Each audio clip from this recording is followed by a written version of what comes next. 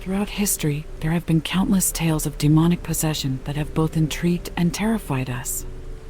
From the mysterious and unexplainable symptoms that suggest a supernatural presence to the intense and often brutal exorcisms that attempt to expel these evil spirits, the stories of possession have captured the imaginations of people around the world.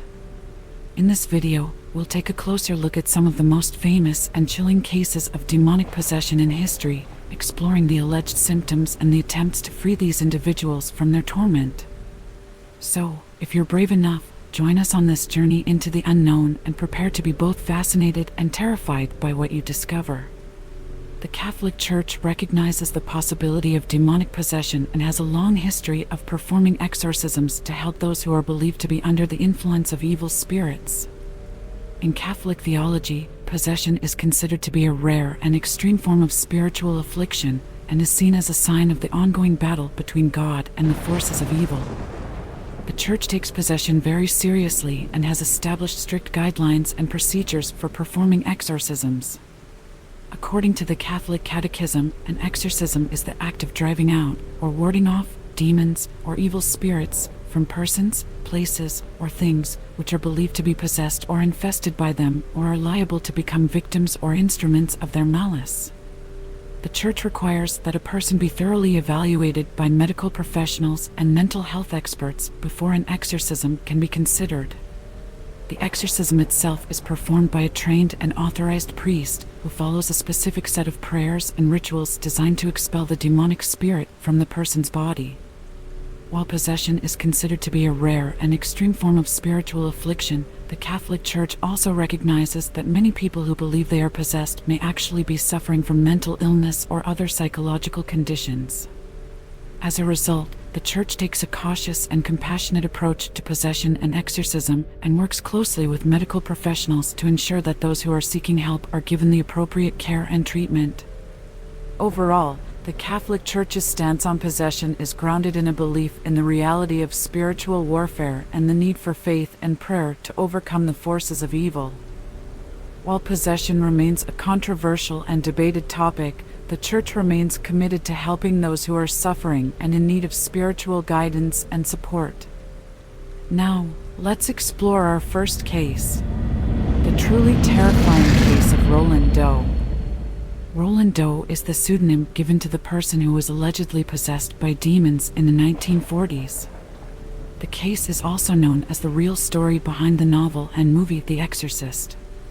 The true identity of Roland Doe has never been revealed publicly, but the case has been widely discussed and studied in the context of paranormal phenomena and demonology. The events surrounding Roland Doe's alleged possession are controversial and have been the subject of debate among skeptics and believers. Unfortunately, very little is known about the backstory of Roland Doe before he was allegedly possessed, and his family has remained largely anonymous. Some reports suggest that the boy was born in 1935 and grew up in a devoutly Catholic family in Maryland.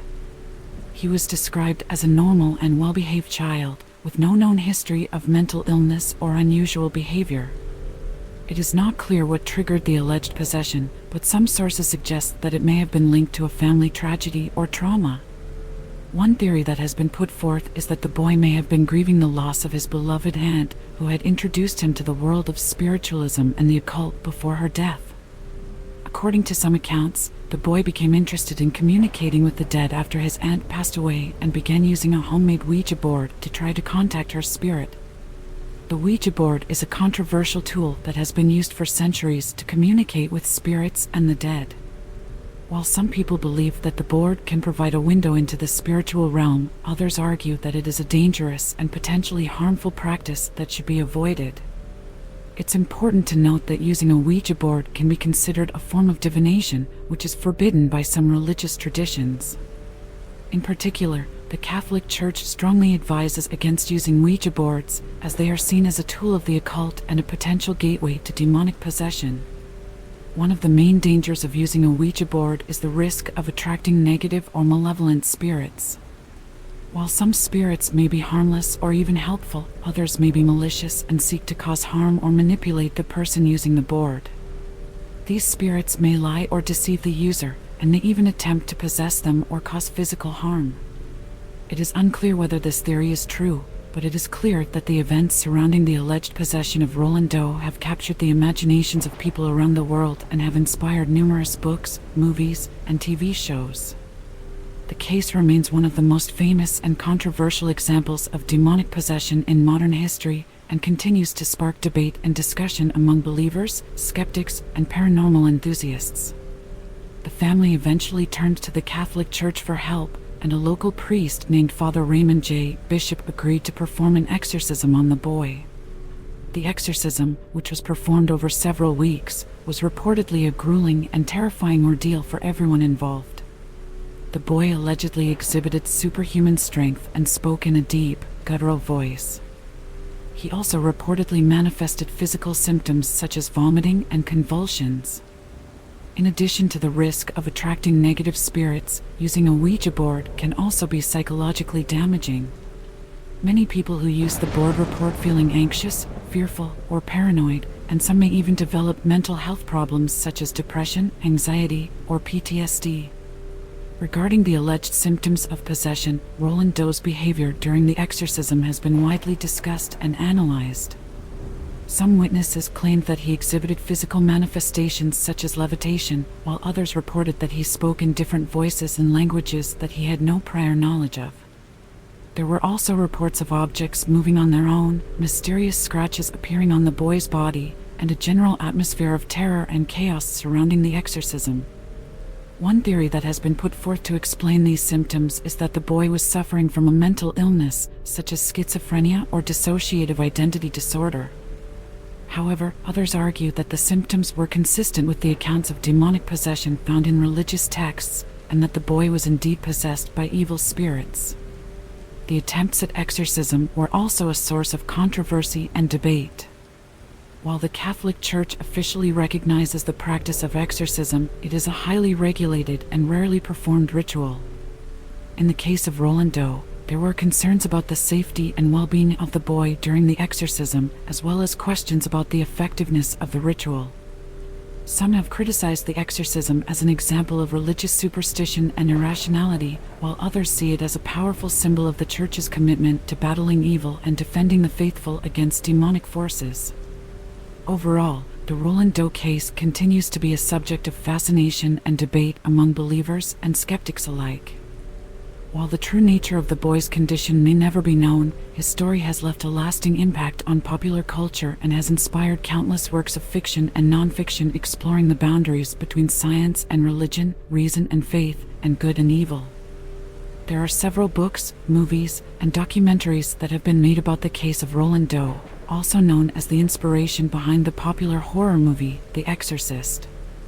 Some notable examples include The Exorcist, 1971 novel, by William Peter Blatty. The Exorcist, 1973 film, directed by William Friedkin. Possessed, the true story of an exorcism by Thomas B. Allen. The real story behind the Exorcist documentary. The Haunted Boy, The Secret Diary of the Exorcist documentary. The Exorcism of Roland Doe documentary. These are just a few examples, but there are many more resources available that delve into the case of Roland Doe and its impact on the world of paranormal investigations and exorcisms. Now on to our next bone-chilling exorcism, the terrifying case of Anneliese Michel. Anneliese Michel was a young German woman who became the subject of a highly controversial case of alleged demonic possession in the 1970s. Her case has been the subject of much debate and controversy, with some people believing that she was truly possessed, while others argue that she was suffering from mental illness and was failed by the medical and religious establishments. Anneliese Michel was born in Bavaria, Germany in 1952. Anneliese Michel's family was deeply religious and belonged to the Catholic Church. Anneliese attended Catholic school and was known to be a devoutly religious person from a young age. She was described by those who knew her as being deeply spiritual and committed to her faith. Annalise's religious beliefs played a significant role in her life and her experiences with what she believed to be demonic possession. Some experts have suggested that her strict Catholic upbringing and her strong belief in the reality of demons and possession may have contributed to her experiences, as she was highly susceptible to suggestion and may have been more likely to interpret her symptoms as evidence of demonic influence. It's worth noting that Annalise's case occurred during a time of significant change within the Catholic Church, as the Second Vatican Council, 1962 to 1965, introduced a series of reforms aimed at modernizing and liberalizing the Church. Some have suggested that the Church's response to Annalise's case was influenced by this context, as some within the Church may have been reluctant to acknowledge the reality of possession and may have been more willing to see Annalise's experiences as the result of mental illness. In 1968, when she was 16 years old, Annalise suffered a seizure and was diagnosed with temporal lobe epilepsy. She was prescribed medication to control her seizures, but over time her condition worsened and she began to experience other symptoms, such as depression and hallucinations. In 1973, Annalise began to believe that she was possessed by demons and sought out the help of a Catholic priest. Over the next several years, she underwent a series of exorcisms, which were conducted by two priests, Father Arnold Renz and Father Ernst Alt. The exorcisms lasted for several months and were said to be extremely intense and physically demanding, with Annalise often screaming and convulsing during the sessions. Annalise's symptoms during the exorcisms included speaking in multiple languages, contorting her body in unnatural ways, and exhibiting extreme strength. She also refused to eat and drink, believing that the demons were controlling her body and preventing her from consuming anything. Despite the exorcisms, Annalise's condition continued to deteriorate, and she died in July 1976 at the age of 23. Her autopsy revealed that she had died of malnutrition and dehydration, and her parents and the two priests who conducted the exorcisms were charged with negligent homicide. They were found guilty and sentenced to 6 months in jail, which was later suspended, and 3 years of probation.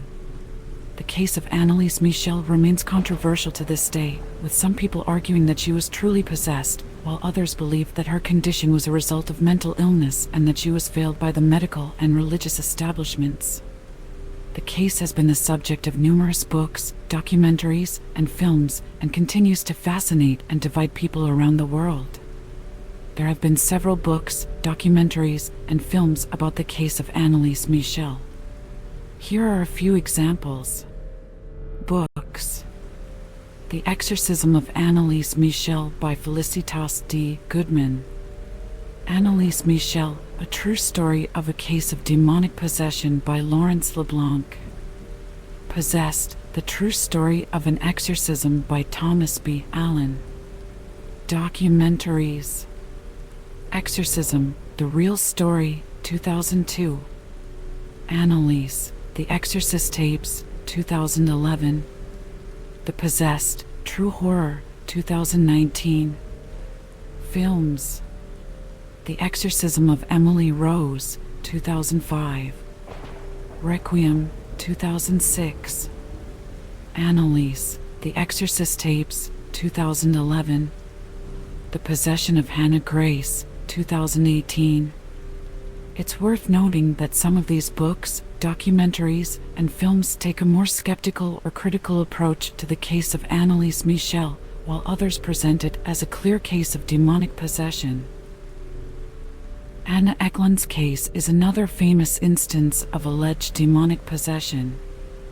Anna Eklund was a young woman from Iowa who was said to have been possessed by demons for many years in the early 20th century. Her case was first documented in the 1928 book Begone Satan by Father Karl Vogel, a Catholic priest who was involved in her exorcism. According to the accounts of those involved, Anna's possession began when she was a teenager and had an affair with a married man. After this, she began to experience various symptoms, including seizures, hallucinations, and aversions to religious objects and symbols.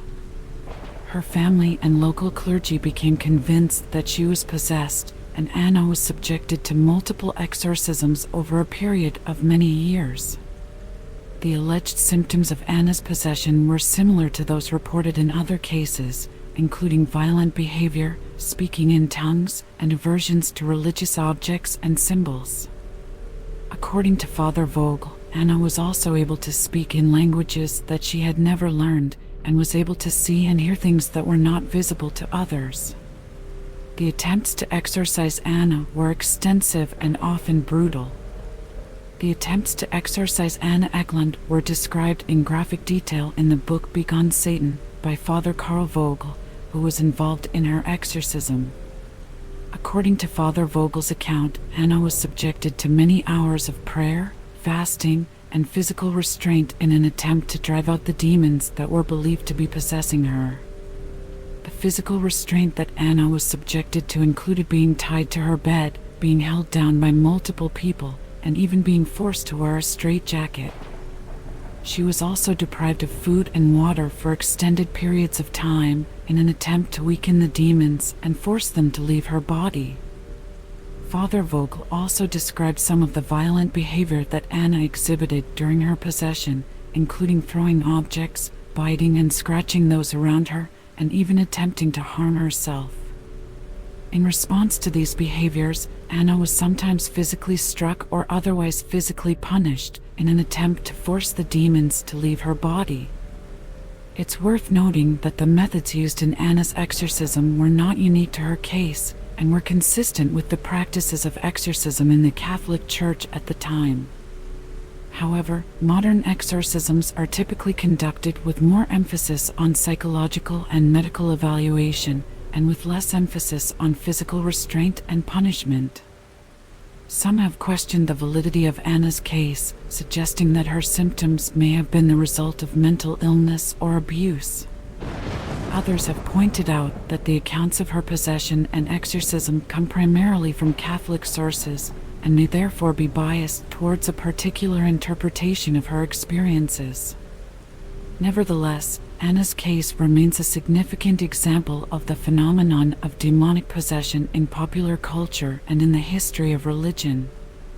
Anna Eklund's case is not as well known as some other cases of alleged demonic possession, such as that of Anneliese Michel or the story of The Exorcist.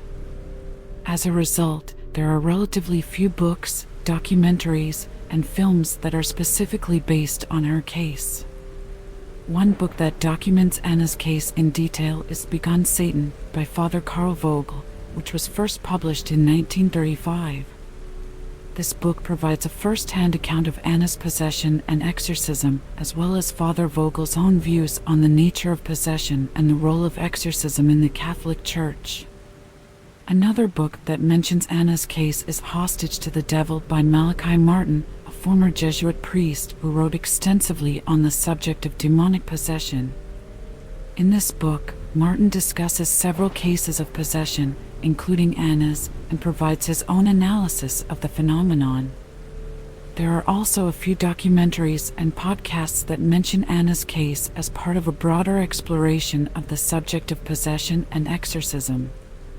One such documentary is The Devil and Father Amorth, which was directed by William Friedkin, the director of the classic horror film The Exorcist. In this documentary, Friedkin interviews several Catholic priests who have performed exorcisms, including Father Gabriel Amorth, who performed an exorcism on Anna Eklund.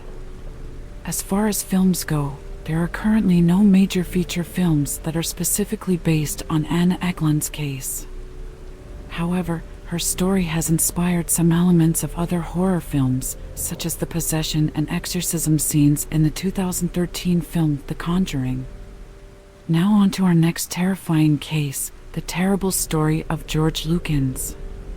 George Lukens was born in 1779 in Yatton, England.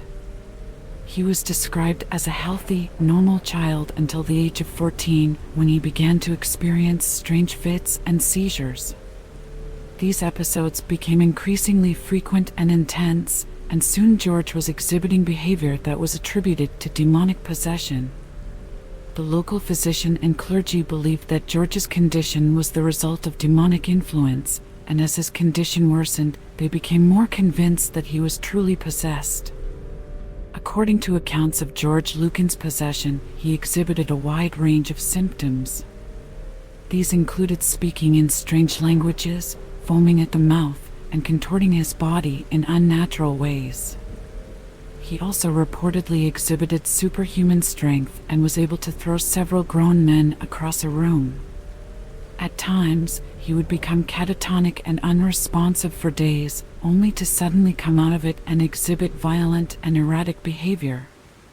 George's possession was not taken lightly, and several attempts were made to exorcise the demons that were believed to be possessing him.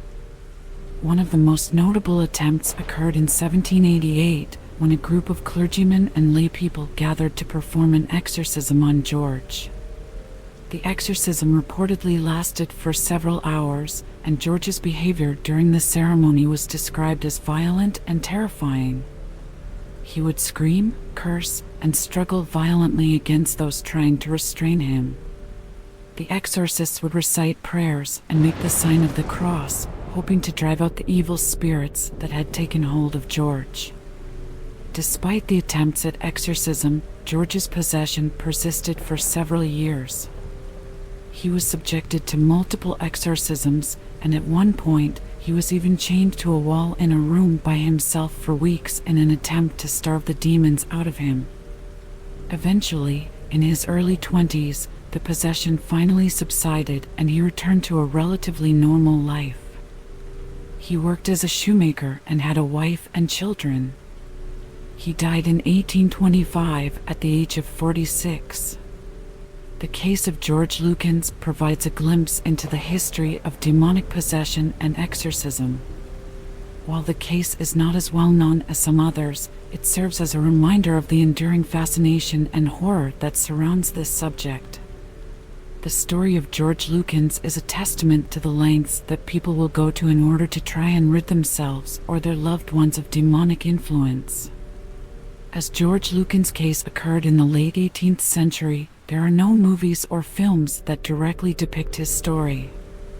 However, his case has been referenced in various books and articles about possession and exorcism, including Possessed, The True Story of an Exorcism by Thomas B. Allen, and The History of the Devil and the Idea of Evil by Paul Karras. Additionally, George's case has been studied by scholars of religious history and demonology. Michael Taylor was born in 1947 in Ossett, West Yorkshire, England. He was known to be a quiet and reserved man who was described by those who knew him as being introverted and somewhat withdrawn. At the time of his possession, Taylor was living in the town of Ossett with his wife Christine and their 5 children. He worked as a butcher and was reportedly well liked by his customers and co-workers. However, prior to his possession, Taylor had been experiencing a number of personal and psychological issues. He had reportedly become deeply involved in the occult and was said to have been attending seances and experimenting with Ouija boards, which are believed by many to be gateways to the demonic realm. Taylor's involvement in the occult led to a deterioration in his mental health, and he began to experience hallucinations and delusions. He was eventually admitted to a psychiatric hospital where he was diagnosed with schizophrenia and treated with antipsychotic medication. Despite his diagnosis and treatment, Taylor continued to experience episodes of bizarre behavior and claimed to be possessed by demons. This led to the eventual exorcism that has become famous as a case of demonic possession. Michael began to display symptoms of possession, including speaking in different voices, exhibiting superhuman strength, and making violent threats towards his wife. Taylor's erratic behavior had reportedly begun after he had joined a local prayer group led by Marie Robinson, a self-proclaimed faith healer. Over time, Taylor's symptoms worsened, and Robinson contacted her bishop, who arranged for an exorcism to be performed on Taylor. During the exorcism, Michael Taylor exhibited a range of symptoms associated with possession, including speaking in different voices, convulsions, vomiting, and blaspheming. Witnesses to the exorcism claimed that Taylor had even ripped off his own clothes and attacked those around him with superhuman strength. The exorcism of Michael Taylor took place over several days and was performed by two Church of England clergymen, Father Peter Vincent and Father Raymond Bishop. During the exorcism of Michael Taylor, witnesses reported that he exhibited violent behavior, which included speaking in different voices, convulsing, vomiting, and cursing. Taylor also reportedly displayed extraordinary strength and agility, ripping off his own clothes and attacking those around him. Witnesses claimed that it took multiple men to restrain him during these outbursts. It's important to note that some experts have suggested that Taylor's violent behavior during the exorcism was not necessarily the result of possession, but rather a response to the physical and psychological trauma of the exorcism itself. The exorcism was known to be physically and emotionally grueling, and Taylor had already been experiencing mental health issues prior to the exorcism. Nevertheless, the violence and aggressive behavior displayed during the exorcism contributed to the sensationalized and infamous nature of the case, and have made it a subject of fascination and debate among those interested in the paranormal and religious phenomenon. Taylor continued to exhibit violent behavior, leading the clergyman to perform the ritual multiple times. However, the exorcism was ultimately unsuccessful, and Taylor was released from the hospital with a warning to avoid any involvement with religious groups. Michael Taylor's case was one of the most infamous cases of possession in the UK, and it has been the subject of much debate and speculation. Some experts have suggested that Taylor's possession was a result of underlying psychological issues or drug use, while others believe that it was a genuine case of demonic possession. The exorcism of Michael Taylor has also been criticized for its brutal methods, which included physical restraints and the withholding of food and water. Some have argued that these methods were not only ineffective but also cruel and inhumane.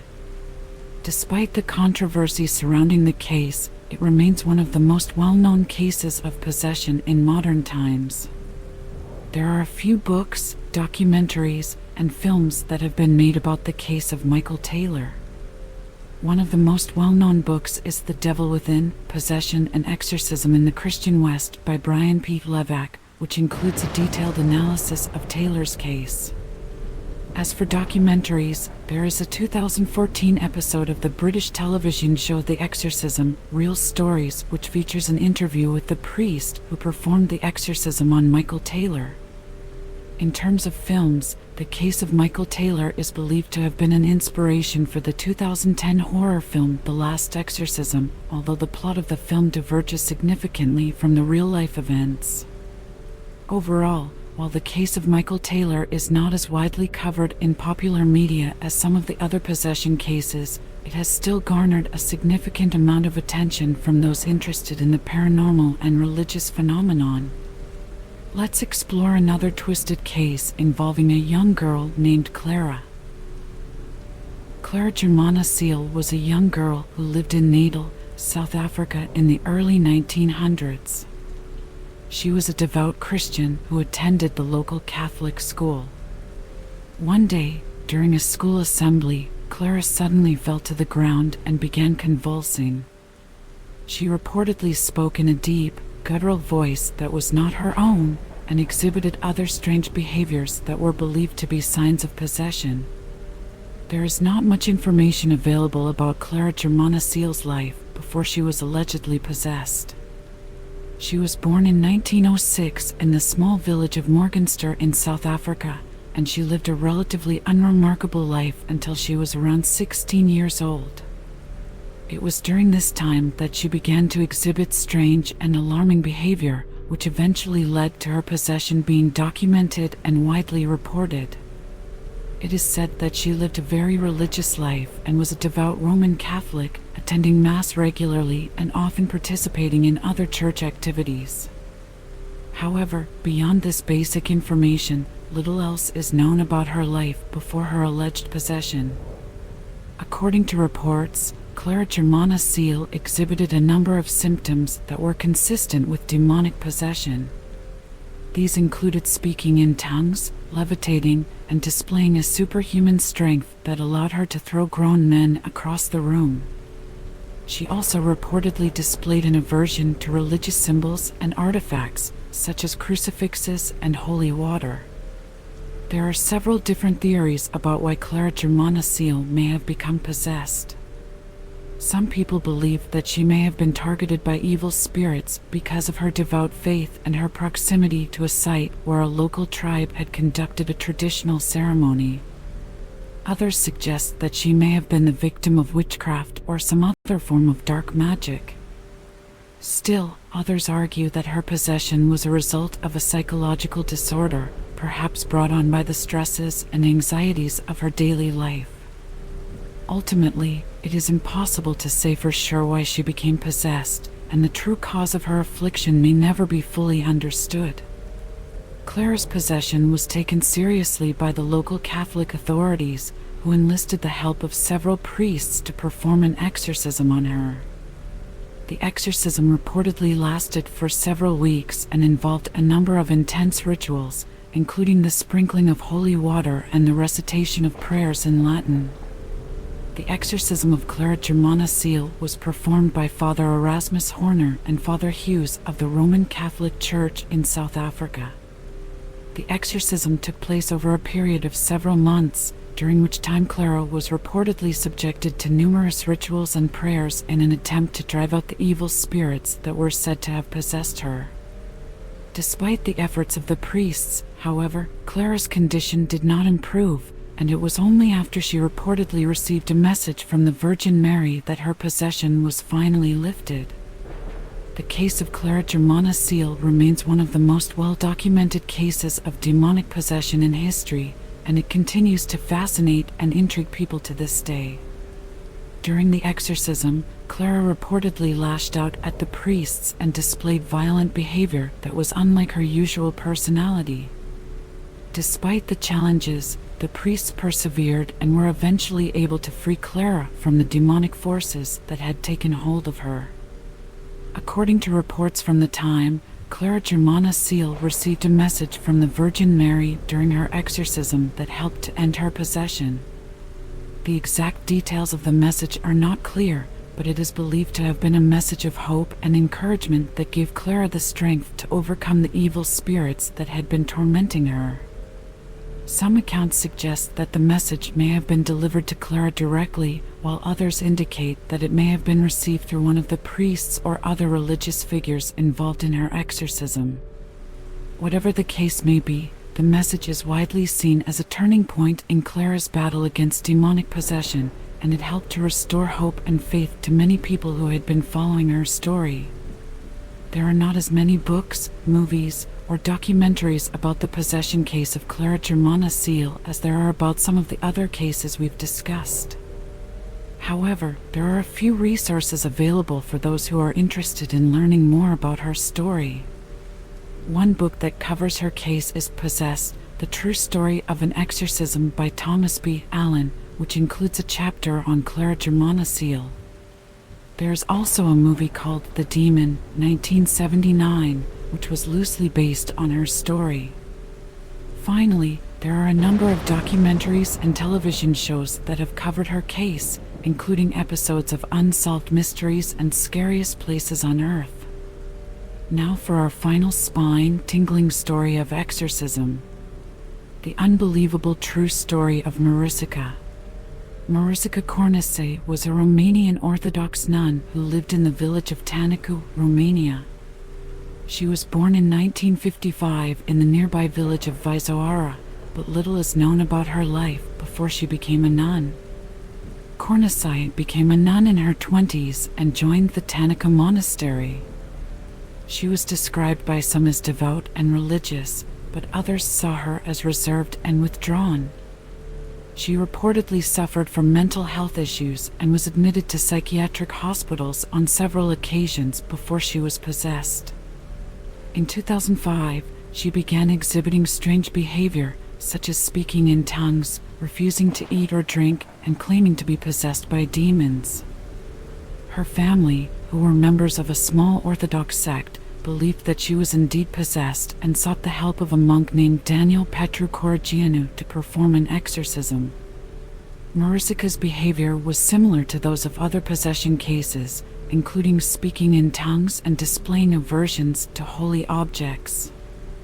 However, it's worth noting that many experts believe that such symptoms can often be attributed to mental illness or other psychological factors. While Maricica's behavior was reported to be consistent with typical symptoms of possession, it is important to consider the possibility that these symptoms could have been the result of a mental illness or other psychological factors. Some experts have suggested that individuals who believe they are possessed may be experiencing dissociative identity disorder or other psychiatric conditions that can cause altered states of consciousness and unusual behaviors. Furthermore, the use of exorcism as a treatment for mental illness has been widely criticized by mental health professionals and human rights advocates. In many cases, the practice can lead to further harm and trauma for the individual, and may delay or prevent them from receiving proper medical care. It's also worth noting that the concept of possession itself is often viewed skeptically by modern medical and scientific communities, and is not recognized as a valid diagnosis in the Diagnostic and Statistical Manual of Mental Disorders, DSM-5. Despite these concerns, however, exorcisms and belief in possession continue to be a part of some religious and cultural traditions around the world, and cases like Maricica's serve as a reminder of the potential dangers and ethical issues that can arise when these beliefs intersect with modern medicine and human rights. Eventually, Maricica's body could no longer cope with the extreme conditions of the exorcism, and she died from a combination of dehydration and exhaustion. Her death shocked the community and sparked a national debate about the dangers of unregulated exorcisms and the responsibility of religious leaders to protect the vulnerable members of their congregations. There are several documentaries and articles about the case of Maricica Cornacii, including Exorcism: The Battle for Young Minds, 2004, a documentary that explores the story of Maricica Cornacii and other cases of alleged demonic possession. The Crucifixion of Maricica Cornacii, 2005, a book by Romanian author Ioan Petru Culianu that examines the events surrounding Maricica's death. The Exorcism of Maricica Cornacii, 2011, a documentary by filmmaker Jules Nourish that investigates the circumstances of Maricica's death and the religious sect that was responsible for her exorcism. The Exorcism of Emily Rose, 2005, although not directly related to Maricica's case, this Hollywood film was loosely inspired by the story of Annalise Michel and examines the intersection of faith and mental illness. It's worth noting that there has been some controversy surrounding the way that Maricica's story has been portrayed in the media, with some arguing that her case has been sensationalized or misrepresented. Thanks for watching our compilation of some of the most infamous cases of demonic possession. If you want to see more bone-chilling content like this, make sure to hit that like button, subscribe to our channel, and hit the notification bell to be notified when we release new videos. Who knows, maybe you'll even have your own terrifying encounter with the paranormal someday.